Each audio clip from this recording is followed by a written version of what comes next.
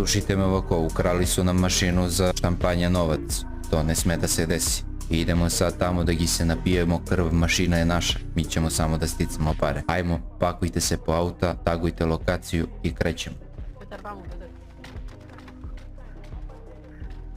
Jeste upakovani svi?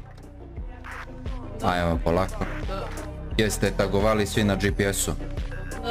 Krećemo. Rasporedite se lepo svi puški u ruke.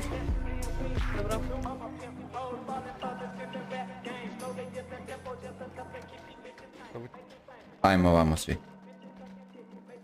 Muško, ti li be dođe moju mašinu da kradeš, a? Opa, ju mone, jebate.